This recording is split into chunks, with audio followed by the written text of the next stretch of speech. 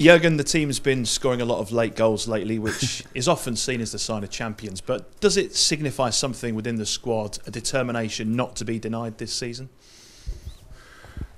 Look, well, yeah, it's normal that we talk about this. I don't like to talk too much about it because I like to talk about if we won the games and stuff like that. It looks like it was always lucky or whatever because we scored late goals. I would say this against Tottenham, of course, the kind of goals we'll not score a lot of times, but even that was, I said, a routine from the training ground, and then, of course, lucky in the end. But it was completely different in Southampton. It was not we have late goals, but the goals we scored the goals because we played a lot better in the second half than the first half, and we adapted really well to the things what Southampton asked us for, and then so I was really pleased with the second half, and so we deserved the win there.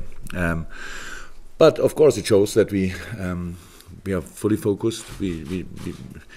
Look, this club never gave up, and this team never gives up. So that's how it is. It's not about you have to try. And try, and that's what we do in the moment. And using the good situation we are in, but we know how difficult the situation is as well. But it's good. We like it. We like it. We're looking forward to the challenges we are facing in the next couple of weeks. And so tomorrow night, a tough one against Porto, and hopefully we can use the good shape the boys are in the moment. In your time here, you've reached the finals of two major European Cup competitions. I think it's right. Say always when we were part of a European Cup competition, we went to the final, which is pretty astounding, isn't it? 8 players were involved in 2016 that are still here, and obviously the current squad from last year as well. I mean, how have you seen the team and the squad and the players grow in the time maybe before the Europa League final to where they are now?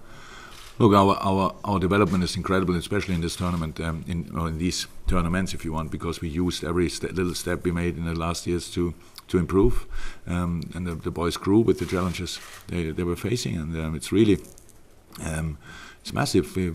We had the European ride was brilliant until Basel. And the Champions League thing was exactly the same until Kiev. So there's we have much more positive moments in these competitions than negative, and of course that helps the team. But that doesn't mean anything for the game tomorrow night. Only that we are now a bit more experienced, and you saw that in the second game against Bayern. I think I said after the game, everybody spoke about when we drew here after 0-0. It was like, that's not enough, and we didn't even think it. It's not that we said something and thought something different. I said, "Oh, game on still," and everything, and thought, "Oh my God, how can we do that?" And the boys were exactly the same. It was clear we have a chance in Munich, and we used that chance. And now we have to face Porto with exactly the same respect, and nothing is different. Porto deserved it. They, in a spectacular manner, came through against Rome, and. Very experienced team again. Okay, together with Benfica, first in the table in Portugal, and really strong side, more experienced than last year. All that stuff. Brought in Pep. Okay, cannot play tomorrow, but brought him in, and all these things. Casillas now in the goal, even in the Champions League.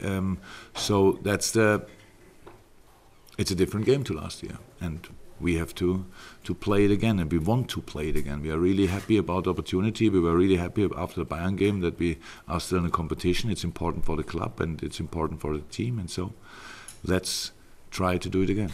Last one, Ben, then pass it to Mike if you can. Just finally then, on that experience then, on those big games specifically, does it make your job easier preparing for these big games when you have to win? Because really, between now and the end of the season, you've just got to win all your games, don't you? Yeah, pretty much to be in a situation where we had to win pretty much all the games apart from a few we drew. So that's exactly we are used in this season to the situation that we have to play pretty much all in all the time. So but it does make the job a lot of easier. But I don't compare. It's not that I cannot go in a meeting with the boys and say, "Look, boys, we are absolutely in a mood where we win all the games, or in a situation where we win all the games in the last couple of minutes." So I'm not too interested in the first 85 because we will do it anyway, because it will not happen like this. Yeah? So it will not work like that. We have to just to be spot on. We have to recover always between the games, prepare the boys, and then let them go again. And it's such a good time. You can feel in this moment. We get up every morning and the weather is good as well. That's pretty rare usually, but it's like this. And so it's warm outside. Spring is coming. We're in the two big competitions, so it's fine. But we have to use the situation. We have not finished that season. We have not finished our development. We wanna, write a few proper things on the pages of that season book. We're still, be on fire, to be honest. That's how it is. In training, you can see it. We are really in a good moment, but other teams as well. So we all play for a lot, and you will see tomorrow night Porto really wants to go through, and good so. So it will be a tough one, but that's how it should be.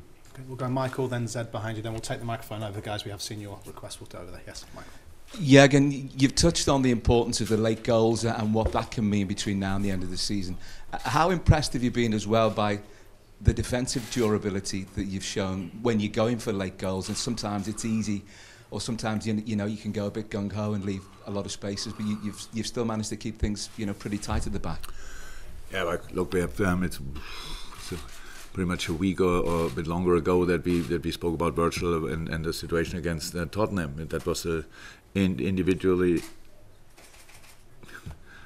sensational, sorted situation. So that's how it is. I cannot get nobody of us can get the credit for that apart from Virgil. So in this situation, but it's not that our situation developed. The situation, the whole season. Now people say we have to win now every game, but look, we have to win.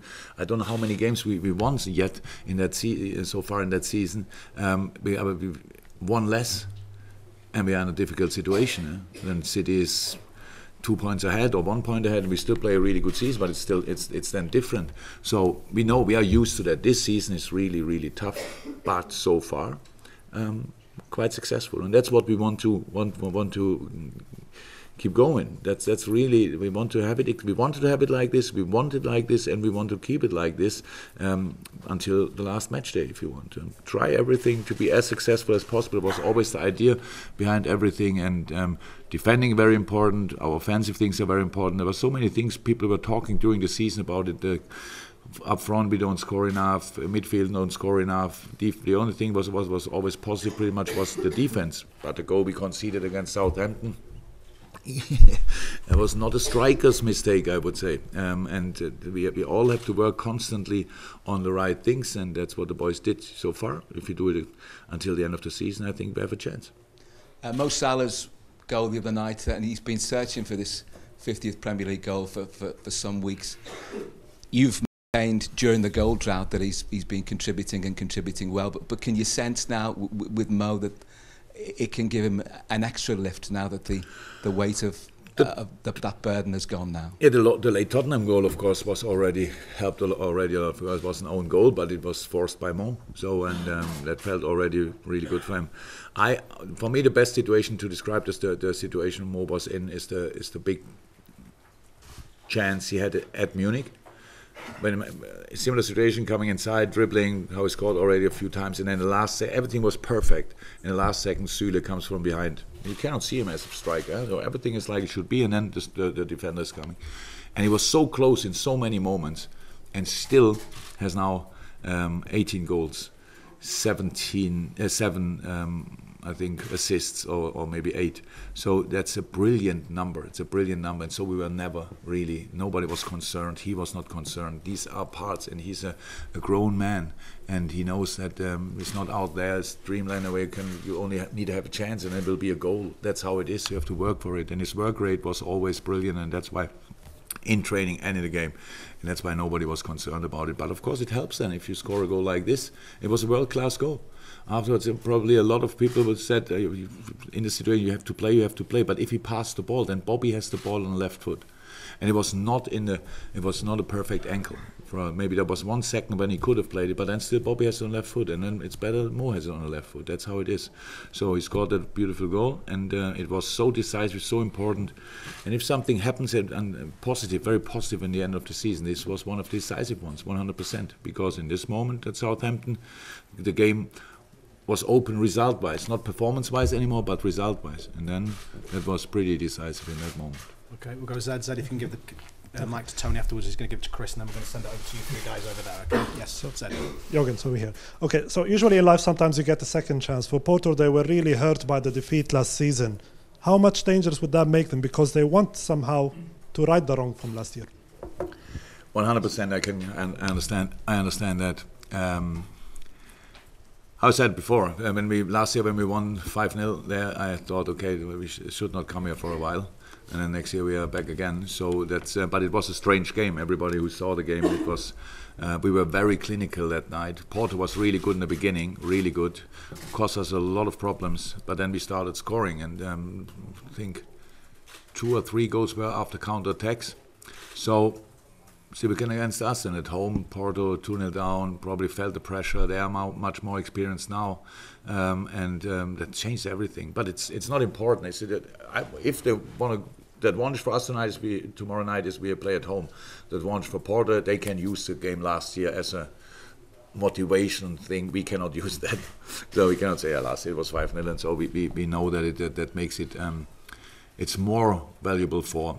The result from last year for Porto than for us, but on the other hand side, I'm not really interested in it. I know my players now well enough, and they think about things like that. They only want to. They are completely focused on the job to do, and the job we have to do tomorrow night has nothing to do with last year. It's all about showing exactly the right amount of respect, but not a little bit more, because we have to be strong. We have to be clear, direct in the right moments, creative in other moments, and there's a lot of things to do against a really strong Porto side. And that can be a bit of a wild game because they are really good in pressing and counter-pressing. They do that really well organized. They cross early, bring the bodies in a box, offensively, physically really strong, creative in midfield, experienced and young, fullbacks, good crossers, all that stuff. So there's a lot to expect, and I hope we are prepared. We tried everything to be as good prepared as possible. Okay, one for Chris from this side of the room, then we'll send the microphone, try and work out how to get it over there. Jurgen, can we just check on your team news? Is Adam Lallana carrying a knock, and is Joe Gomez any closer because he travelled on Friday? We wanted to have Joe around, not because he's now 100% ready, but it was just nice to have him, and it could be maybe, but for him it's better to have more sessions. Joe needs that. He's not long enough in training. If we are not, if we don't struggle players-wise that we don't have enough, then we should not think about Joe for the next 1 or 2 weeks, because now he needs really proper training and stuff like that. But he was around. It was good. Adam is only a little thing. We don't have to talk about that. It's just kept him out for the weekend and maybe for tomorrow. All the rest should be okay. Yeah. Nothing special until now. We had little problems after the game, back problems here. Gini Wijnaldum, little back problem. Joel, I think even Verge when he bounced on the ground or fell on the ground. So that, but they all should be okay, hopefully. Okay, Tony, do you want to take this? The guy in the far right corner. Do you want to put your hand up, sir? And then we'll do the 3 over there. Is it? You may need it. See. Thank you very much. Mr. Klopp, if you want, I can ask in English or in Portuguese. Whatever. Okay. Yeah. Igor Gonçalves, 0-0 from Portugal. You spoke about the match last year, the 5-0 and then the 0-0. But what kind of difference did you see from that team and this team? They have pretty much the same group. You guys are pretty much the same group also. The Porto has Pepe now, experienced player. What difference do you see in the team? Actually, not a lot, because it's just good. It's just good again. They are. The pictures we saw are similar to last year. When we made the analysis before the game, nobody thought it will be a 5-0 there. Not for 1 second. It was just how the game happened. Then you saw it. So it was really not a 5-0 over the whole 90 minutes. And it was just we were in the situations after 2-0 that the first 2 goals were a bit strange. One was maybe the goalie could have made a better save, and the second one was post, and then Mo Salah made something really special with that ball. And from that moment on, I think they were all counter-attacks, if I'm right. So, and that of course helped us that night, 100%. But in that season, in that situation, we were pretty difficult to deal with if you open up a little bit. So I don't expect that Porto opens anything up, especially not tomorrow night. The game here now, it was difficult to play because 5-0 up. We don't know exactly how to deal with that. We were not that experienced in that department. But Porto showed here, really good organized again, and everything was really uncomfortable. And that's what we expect. We'll be uncomfortable. They are really good organized. The high press is good. Counter press is really good, and then physically strong and quick in decisions, and it's really it's a proper Champions League. It's a proper Champions League game, and if people have really good organized and all that stuff. So for the top team in Portugal, I don't think it's normal that you are that good organized. If you have one, okay, this year with Benfica, the two best teams, but usually you play more football, you lose a bit concentration and stuff, and they don't look like this. They really, and showed it again against Rome, not only Rome, but in all the Champions League games, they really showed they wanna go through in that competition, and yeah, it's how it is. It will be tough, but for both, so it's okay. Gentleman with the microphone and the gentleman behind you. Hi, Francisco Ferreira from TVI in Portugal. I would like to ask you, as you mentioned, the Portuguese teams, the level between the difference between the Portuguese league and the Champions League sometimes make the coaches change a little between the local league and then the European matches. Porto sometimes do play with 2 strikers and sometimes with 1 striker. I would like to ask if you did analyze this situation, what your views on this subject, if Porto, what kind of dynamics will change if Porto plays with 2 strikers up front or just 1 striker, and also they are missing a lot of important players in the defense. How does that affect your job also, and what you can do on the field tomorrow? Yeah, very interesting questions when we will not give any answers. That's a problem in our world. I want to talk about football, but I can't. So no, of course, it's a couple of things change. Are possible to change, but I think they are experienced enough to deal with different situations. And if they go with 1 striker or 2 strikers, it's in some moments, of course, a big difference. In a lot of moments, it's not a massive difference because another player will come in that position, will be in between 2 strikers. It's pretty rare that they are both on one line and both go in behind. Usually you play it anyway, 1 up and 1 comes in between the lines and stuff like that. That's how it is if you play a 4-4-1-1, for example. Pretty much the same.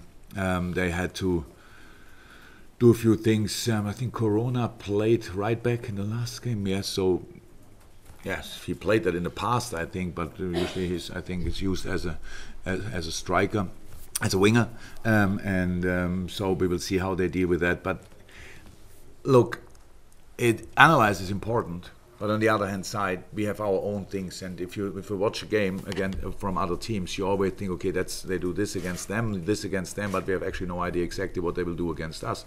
But it's exactly the same with us in Porto. So I think we played different systems in the competition. We played different.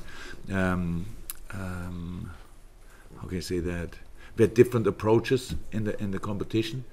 But tomorrow night, it's a home game. Huh? It's a home game, and being not lively at home is not possible at Anfield, and we don't want to. We want to be really in the game. We want to. Yeah, they with the setup they have, they will force us. It's not there. It's not Southampton, but Southampton was a very good organized team in a similar system, if you want. They play now with 5 in the back, but not in midfield was a similar formation, and really closing the gaps, good, winning the ball, and counter-attack. And we struggle a little bit with that. So we have to be aware of everything. We have to create, but we have to be in a 100% defending mood in so many moments. We don't want to give them the feeling that it's an easy place to come tomorrow night. It should be a tough place, and it was for most of the team in the Champions League a tough place, but it has to be tomorrow night again. So I'm really excited. I'm really looking forward to the game because it's a very, very interesting one. People around all said so many things. Everybody wanted Porto until you have Porto. We didn't want Porto, to be honest. Yeah, but when you have Porto, you prepare it and think, oh God. They only look at numbers, names, and stuff like that. People with a proper idea about football didn't want to have Porto. That's the truth. But we have it. But nobody wanted Liverpool as well, by the way. So will be a tough one, but we are really looking forward to it. Okay, final question, guys, and there'll be a 10-minute break before Virgil comes hello. Marco Eli from RTP from Portugal. Eder Militão has already been sold to Real Madrid for 50 million euros from FC Porto to the next season. If Jurgen could buy some player from FC Porto, which you will choose to play in Liverpool? Oh, I had no look on actually on Porto in this way. So I only watched the games. Since I'm not single players or whatever. They're a proper team. But I don't want any players from other teams. I cannot imagine how happy I am with my players that they are still here, a lot of them, and that they will stay here for the future. We feel in a good moment. We feel the age group of our players is fantastic. We feel the future could be maybe not ours alone, but we could be a hand in the future on football, and that's what we try to do. But I'm not interested in this moment in players from other clubs. I'm only interested in my boys, and that's it. Thanks, guys.